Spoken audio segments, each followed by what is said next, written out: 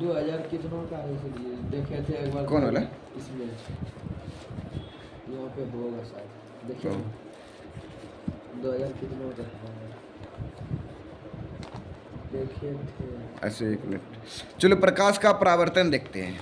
प्रकाश का परावर्तन, प्रकाश का परावर्तन किसको बोलते हैं? प्रकाश के परावर्तन क्या हो गया, जब प्रकाश मान लेते हैं ये लाइट हो गया, ये क्या है, मिरर है, यहाँ पर से एक किरण को डालेंगे, यहाँ पे क्या करेंगे, किरण को डालेंगे तो इस प्रकार से निकल जाएगा परावर्तन। यानी प्रकाश का परावर्तन हो जब प्रकाश कोई चमकीले सतह से टकरा कर परावर्तित हो जाती है तो उसी को क्या बोलते हैं, प्रकाश का परावर्तन बोलते हैं। उसको क्या बोलते हैं, प्रकाश का परावर्तन। यानी यहाँ पर से एक किरण डाला जाएगा, ये चमकीला सतह एक सतह से निकल के दूसरे की ओर डायरेक्शन की ओर चले गया, तो ये क्या हो गया, प्रकाश का परावर्तन हो गया। प्रकाश की किरण किसी सतह पर पड़कर जिन नियमों का पालन करते हुए उस सतह से परावर्तित होती है, उन नियमों को प्रकाश का परावर्तन कहते हैं।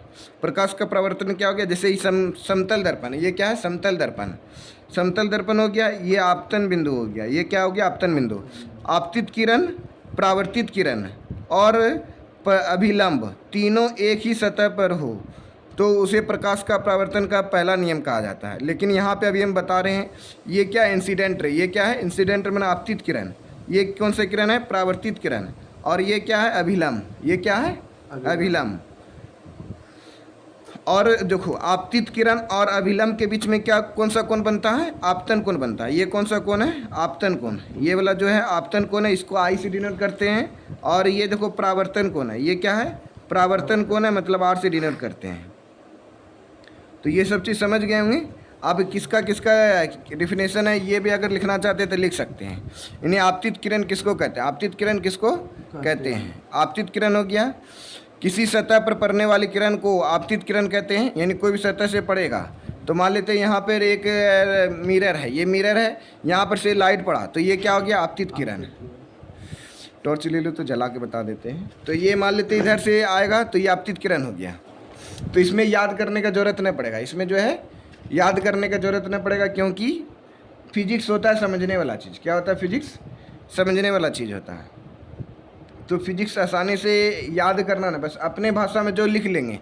मान लेते ये किरण है, यहाँ से किरण पड़ा है यहाँ पे, तो ये क्या हो गया, आपतित किरण हो गया। परावर्तित किरण क्या हो गया, मान लेते यहाँ पे किरण पड़ा, किरण पड़ने के बाद यहाँ से टकरा करके दूसरे डायरेक्शन की ओर चले गया, तो ये क्या हो गया, परावर्तित किरण हो गया। ये क्या हो गया, परावर्तित किरण। तो आपतित किरण, आपतन बिंदु क्या होता है, जिस बिंदु पर जिस किरण पर मतलब रेखा पड़ेगा तो उसी को क्या बोलते हैं, आपतन बिंदु। जैसे यहाँ पे क्या है, आपतन बिंदु है, ये वाला पॉइंट क्या हो गया, आपतन बिंदु है ना, यानी आपतित किरण यहाँ पे पड़ रहा, तो ये क्या हो गया, आपतन बिंदु।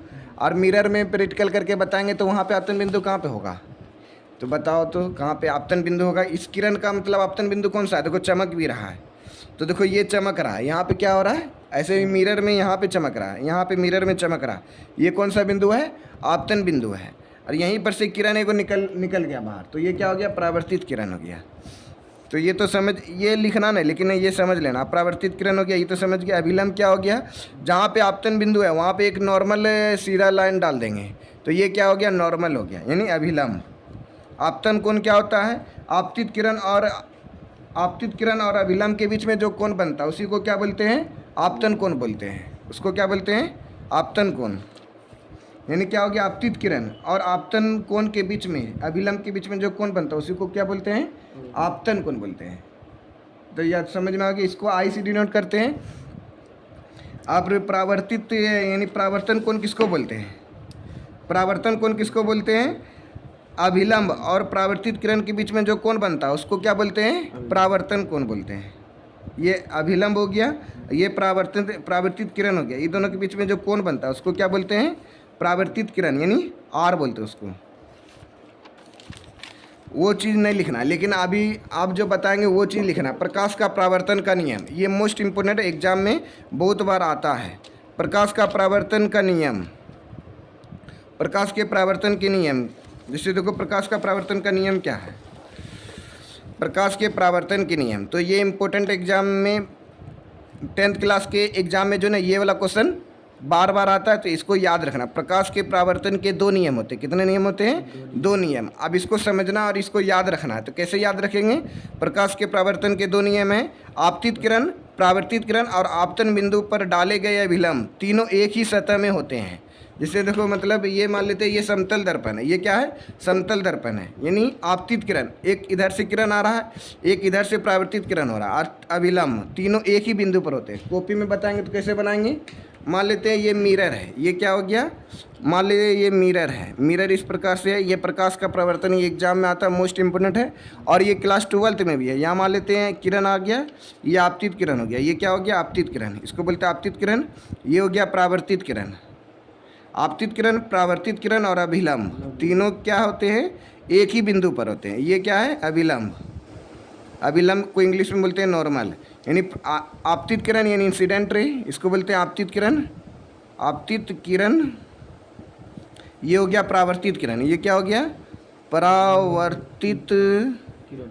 किरण और अभिलंब तीनों एक ही बिंदु पर होते हैं। तो ये पहला नियम हो गया।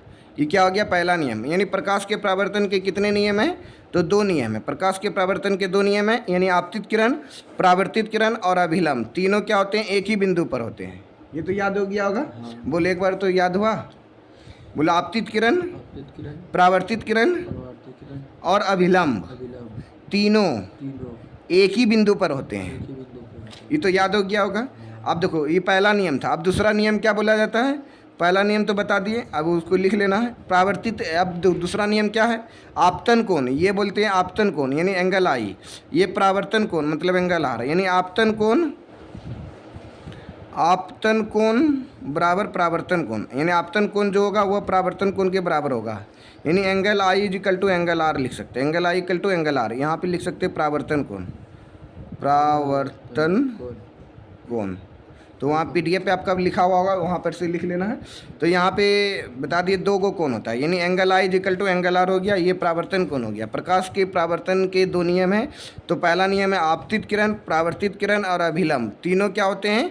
एक ही बिंदु पर होते हैं, और इसको एंगल आई बोलते हैं। इसको एंगल आई बोलते हैं, यानी आपतित किरण, परावर्तित किरण और अभिलंब तीनों एक ही बिंदु पर होते हैं। पहला नियम हो गया। दूसरा नियम क्या? आपतन कोण बराबर परावर्तन कोण, ये दूसरा नियम। ये मोस्ट इंपोर्टेंट क्वेश्चन है जो एग्जाम में बहुत बार आया हुआ है, रिटन एग्जाम में। और ऑब्जेक्टिव क्वेश्चन में बोलेगा परावर्तन के कितने नियम हैं। आप देखिए एक दूसरा रियल बताया जा रहा है। समतल कोण, समतल दर्पण पर लंबवत पड़ने वाले किरण का परावर्तन क्या होता है? मान लेते ये समतल दर्पण है। समतल दर्पण में मान लेते सीधा लाइट पड़ा रहे, ये तो मोबाइल है, यहाँ पे सीधा लाइट पड़ा रहे, तो यहाँ पे देखो कितना डिग्री का कोण बनेगा, कॉपी में बताएंगे। मान लेते कोई समतल किरण, मान लेते ये क्या हो गया? मिरर। ये क्या हो गया? मिरर। मिरर पे अगर कोई किरण को पड़ा रहे, टॉर्च अगर सीधा डालेंगे तो क्या होगा? मान लेते टॉर्च से लाइट डाले इधर से सीधा, अरे मान लेते ये मिरर है तो लाइट क्या हो जाता है? सीधा रिफ्लेक्ट हो जाता है। तो वही चीज़ मान लेते ये मिरर हो गया। मिरर से किरण इस प्रकार से डालेंगे तो रिफ्लेक्शन क्या हो जाएगा? इसी डायरेक्शन में आ जाएगा। इधर से डालेंगे इधर से निकल जाएगा। आप बोलेगा कि एंगल आई कितना होगा, एंगल आर कितना होगा? Angle I is equal to 0 और angle R is equal to also 0, मतलब दोनों एंगल क्या होगा? 0 होगा। दोनों एंगल क्या होगा? 0 बराबर, यानी एंगल आई भी 0 हो जाएगा और एंगल आर भी 0 हो जाएगा। क्यों? क्योंकि अब ऐसा ना सोचना कि सर ये 90 डिग्री का बन रहा है, ये 90 डिग्री नहीं बन रहा है। आई क्या होता है? आपतित किरण और अभिलंब के बीच का कोण होता है, यानी आई होता है, इसको बोलते हैं। तो यहाँ पे तो कोई एंगल बन ही नहीं रहा है, यहाँ पे कोई एंगल बन रहा है, तो आई इक्वल टू 0 और R equal to angle I equal to 0, angle R equal to also 0। जब कोई भी नॉर्मल पर हम लोग किरण डालते हैं तो इस प्रकार से पता चल जाता है।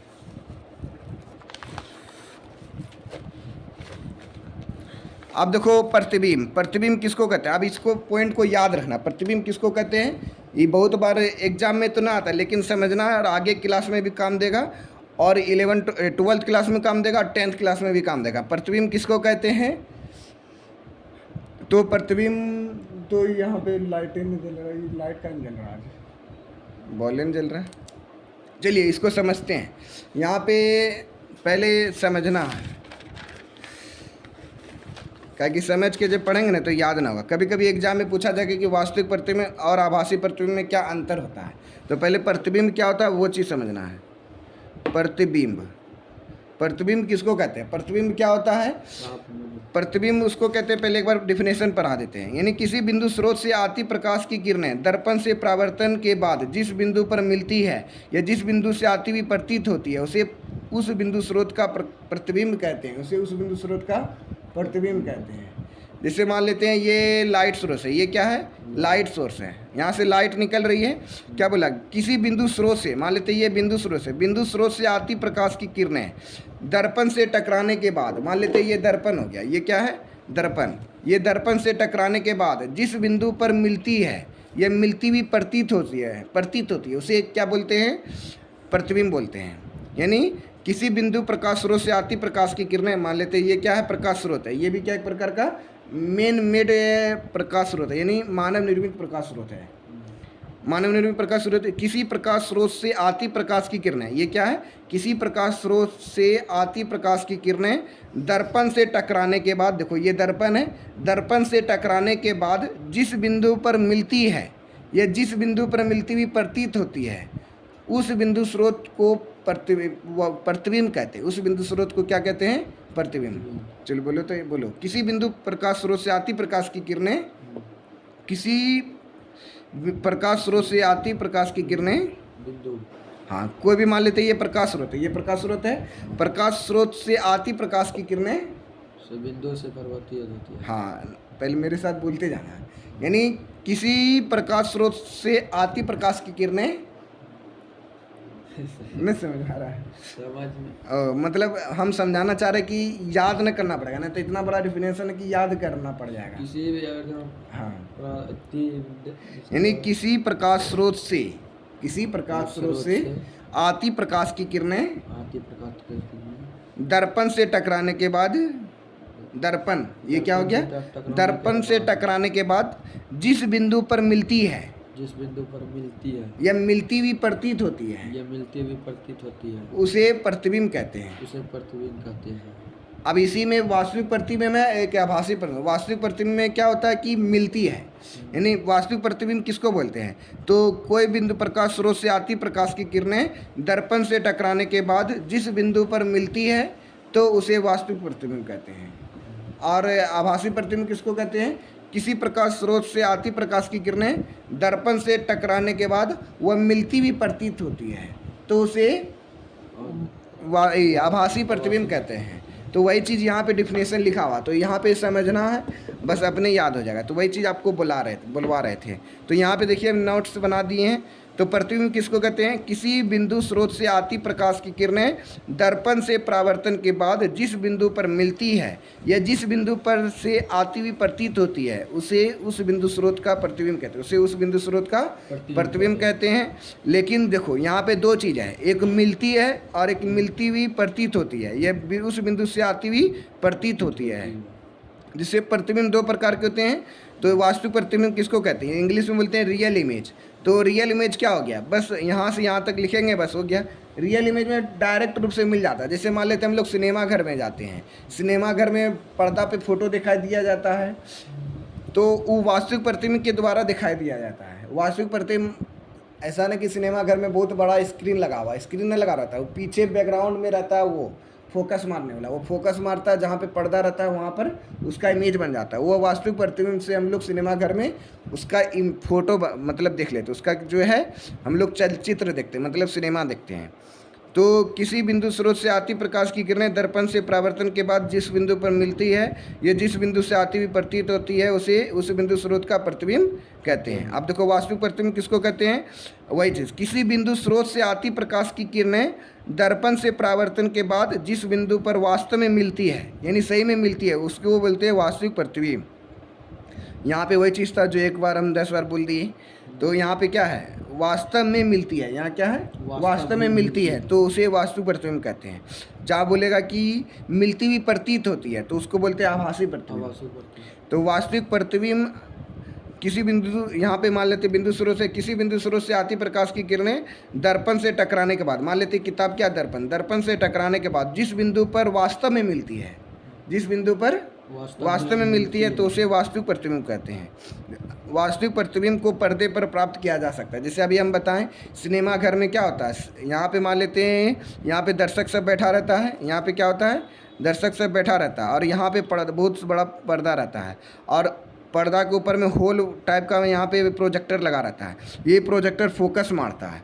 जब कोई आदमी मान लेते हैं यहाँ पे चलता फिरता है ना, तो यहाँ पे फ़ोटो बन जाता है, उसका मुंडी का फ़ोटो बन जाता है। मान लेते आगे पीछे चलता है तो पर्दा पे फ़ोटो बन जाता है, लेकिन पर्दा इतना दूर दिया रहता है कि उसका फ़ोटो नहीं बनता है।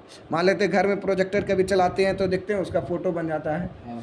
तो वो पर्दा पे वह वास्तविक प्रतिबिंब हो गया। वो क्या हो गया, वास्तविक प्रतिबिंब। जो प्रोजेक्टर, हाँ, परछाया, यानी प्रोजेक्टर जो चलता है ना, इधर से फोकस मारते तो उसका इमेज वहाँ पे बोर्ड पे बनता है। अब वास्तविक प्रतिबिंब उस वस्तु की अपेक्षा हमेशा उल्टा आता है, और वह अपेक्षा उल्टा होता है। जैसे हम आपको देख रहे हैं तो हमारा आँख में जो है ना आपका इमेज उल्टा बनता है, लेकिन मेरा माइंड क्या करता है, उसको सीधा कर देता है।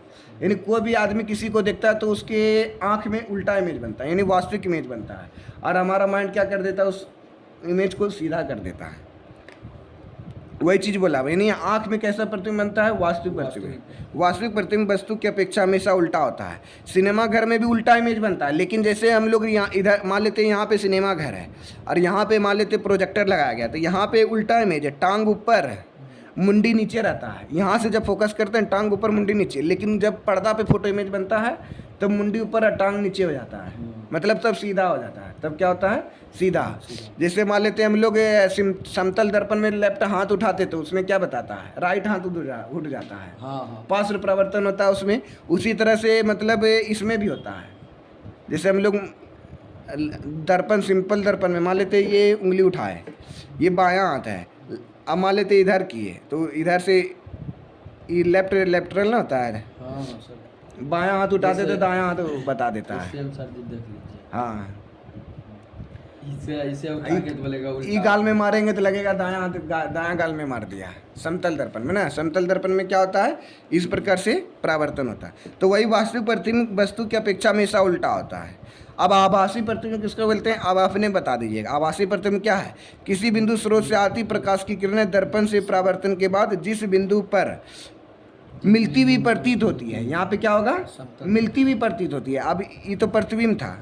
जिस किसी बिंदु स्रोत से आती प्रकाश की किरणें परावर्तन के बाद जिस बिंदु से आती हुई प्रतीत होती है, ये मिलती हुई प्रतीत होती है, उसे उस बिंदु स्रोत का आभासी प्रतिबिंब कहते हैं। आभासी प्रतिबिंब को डॉट डॉट से डिनोट किया जाता है। अभी आगे बताएंगे आभासी प्रतिबिंब के बारे में। ये ऊपर में ये हाँ सर, वो बता दिए हमें सर, काट गया सबको जो ऐसे 60 दिन से। चलो अब देखो, आभासी प्रतिबिंब को पर्दे पर प्राप्त नहीं किया जा सकता। अभी बता रहे थे कि आभासी प्रतिबिंब को पर्दे पर प्राप्त नहीं किया जा सकता है। आभासी प्रतिबिंब वस्तु की अपेक्षा हमेशा सीधा होता है। जिससे आभासी प्रतिबिंब क्या होता है, आभासी इमेज जो होता है पर्दे पर प्राप्त किया जा सकता है। आभासी प्रतिबिंब को क्या है, पर्दे पर आभासी प्रतिबिंब को पर्दे पर प्राप्त नहीं किया जा सकता। आभासी प्रतिबिंब क्या, जैसे ये समतल दर्पण, ये क्या है, समतल दर्पण है। समतल दर्पण में कैसा इमेज बनता है, आभासी प्रतिबिंब बनता है। इसमें कैसा इमेज बनता है, आभासी प्रतिबिंब। मान लेते हैं हम अपना फोटो देख रहे हैं, हम अपना फोटो देख लिए, फोटो नहीं दिखाई दे रहा, देखा, हाँ दिखा दिया। ये फोटो देख लिए, तो ये फोटो कैसा बन रहा है, ये आभासी प्रतिबिंब बन रहा है। और मेरा फोटो क्या बन रहा है, सीधा बन रहा है। आभासी प्रतिबिंब बनता है। आभासी प्रतिबिंब वस्तु की अपेक्षा हमेशा सीधा होता है। आभासी प्रतिबिंब को पर्दे पर प्राप्त नहीं किया जा सकता है। मतलब कैसे, क्या हो गया, पर्दे मतलब क्या हो गया, मान लेते हैं ये मिरर का पीछे वाला भाग है, ये यहाँ पे अगर प्रोजेक्टर लगाएंगे तो फोटो दिखाई देगा प्रोजेक्टर का माध्यम से, लेकिन हम अपना फोटो देखेंगे पीछे बैकग्राउंड का तो दिखाई देगा, ये नहीं दिखाई देगा। ये क्या होगा, नहीं दिखाई देगा। आभासी प्रतिबिंब को पर्दे पर प्राप्त नहीं किया जा सकता, लेकिन और वास्तविक प्रतिबिंब को पर्दे पर प्राप्त कर सकते हैं, लेकिन जो है आभासी प्रतिबिंब को वस्तु की अपेक्षा हमेशा सीधा होता है। आभासी प्रतिबिंब क्या होता है, वस्तु की अपेक्षा हमेशा सीधा होता है। तो ये मान लेते हैं ये इस प्रकार से रहेगा, तो ये क्या हो गया, सीधा हो गया। समतल दर्पण द्वारा प्रतिबिंब का बनना, समतल दर्पण द्वारा प्रतिबिंब किसी प्रकार से बनता है, तो चलिए उसके बारे में बताते हैं। समतल दर्पण में क्या क्या गुण पाया जाता है। तो जैसे मान लेते हैं ये समतल दर्पण है, समतल दर्पण है। समतल दर्पण में दूरी जितना भी कोई भी ऑब्जेक्ट, मान लेते हैं कलम रखे हैं, मान लेते हैं ये कलम रख दिए, पकड़ो तो इसको, ये कलम जितना दूरी पर है, मान लेते हैं यहाँ से यहाँ तक का डिस्टेंस जितना दूर है, ये मिरर के पीछे उतना ही दूरी पर मतलब ये कलम है, यानी वस्तु दूरी बराबर इमेज दूरी, इमेज दूरी, यानी वस्तु का दूरी जितना है उतना ही इमेज दूरी, इमेज दूरी है, मतलब जो है प्रतिबिंब दूरी, उसको बोलते हैं प्रतिबिंब दूरी, यानी वस्तु जो दूरी बराबर इमेज दूरी। देखो कलम, मान लेते हैं यहाँ कलम इतना नज़दीक ला दिए, तो जितना दूरी कलम का यहाँ पे है उतना दूरी मिरर के पीछे है। और क्या बताया गया, और उल्टा बनता, मान लेते हैं यहाँ पे इस प्रकार से हाथ रखे हैं तो ये इस प्रकार से बना, नीचे में इस प्रकार से बना, यानी आर पे मान लेते कोई इमेज, मान लेते ये मिरर है, ये क्या है मिरर है, यहाँ पे लिख के थोड़ा बता, मान लेते हैं आर का फोटो, पहले मिरर बना देते हैं, ये मिरर हो गया, यहाँ पे आर का फोटो बना है, लेकिन आर का फोटो यहाँ पे मिरर के पीछे कैसे बनेगा, इस प्रकार से बनेगा, इस प्रकार से बनेगा, ये लेटरल इन्वर्सन हो गया। ये क्या हो गया, लेटरल इन्वर्सन, यानी इमेज जितना दूरी पर रहेगा, ऑब्जेक्ट जितना दूरी पर रहेगा उतना ही इमेज दूरी रहेगा, उतना ही क्या होगा, इमेज दूरी, यानी जितना ऑब्जेक्ट दूरी बराबर इमेज दूरी, यानी प्रतिबिंब दूरी। और क्या होगा, आभासी प्रतिबिंब बनता है। समतल दर्पण में कैसा प्रतिबिंब बनता है, आभासी प्रतिबिंब बनता है। प्रतिबिंब क्या होता है, दर्पण के पीछे बनता है, प्रतिबिंब क्या होता है, दर्पण के पीछे बनता है, यानी समतल दर्पण द्वारा बने प्रतिबिंब क्या विशेषता, क्या क्या विशेषता होता है समतल दर्पण में, जो प्रतिबिंब बनता है उसका क्या क्या विशेषता होता है। प्रतिबिंब वस्तु की अपेक्षा सीधा होता है, वस्तु क्या होता है की अपेक्षा सीधा होता है उसका इमेज। प्रतिबिंब पार्श्विक रूप से उल्टा होता है, अभी बता दिए, जैसे ये आर का फोटो इधर बना तो इसमें दर्पण में कैसा बन गया, उल्टा बन गया है। प्रतिबिंब आभासी होता है, यानी जब हम लोग समतल दर्पण में कोई भी इमेज बनाते तो ये कैसा इमेज बनाता है, आभासी प्रतिबिंब बनाता है। कैसा बनाता है, आभासी प्रतिबिंब बनाता है, इसे हम पर्दे पर प्राप्त नहीं कर सकते हैं। प्रतिबिंब दर्पण से उतना ही पीछे बनता है जितना वस्तु दर्पण से आगे होता है, यानी सामने होता है। आप पार्श्व परावर्तन बता देते हैं, क्योंकि पार्श्व परावर्तन पहले से बता रहे हैं, इसको इंग्लिश में बोलते हैं लेटरल इन्वर्सन, यानी पार्श्व परावर्तन। मान लेते हैं ये समतल दर्पण, मान लेते हैं हम बायां हाथ उठाएं तो समतल दर्पण में क्या बोलता है, दायां हाथ उठ गया। मान लेते हैं बायां हाथ, बायां गाल में ताली मारेंगे, बायां हाथ में मारे तो दर्पण बोलेगा कि दायां हाथ में लग गया चोट। तो इस प्रकार से ये क्या होता है, लेटरल इन्वर्सन। एम्बुलेंस में देखते होंगे कि एम्बुलेंस का गाड़ी, यानी मान लेते कोई एम्बुलेंस का गाड़ी है तो एम्बुलेंस ऐसे लिखता है, AMBULENCE, एम्बुलेंस। मान लेते हैं एम्बुलेंस में, गाड़ी में एम्बुलेंस इस प्रकार से नहीं लिखा रहता, इस प्रकार लिखा रहता है। ऐसा क्यों लिखा रहता है, क्योंकि साइड मिरर रहता है ना, गाड़ी के पीछे में बगल में साइड मिरर रहता है। मान लेते कोई गाड़ी जा रहा है, मान लेते एम्बुलेंस तो इमरजेंसी वाला गाड़ी रहता है, पो पो पो पो करके बहुत स्पीड से जाता है क्योंकि उसको इमरजेंसी रहता है।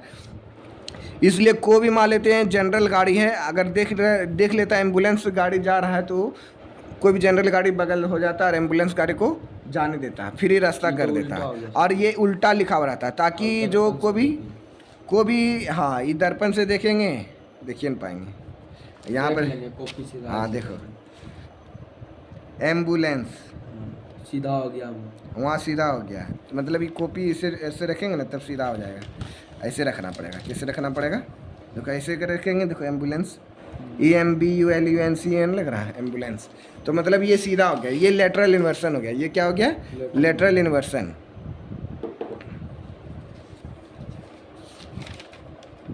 अब नेक्स्ट बता देंगे, पहले यहाँ तक लिख लो ना तो फिर ज़्यादा हो जाएगा, फिर पता भी नहीं चलेगा।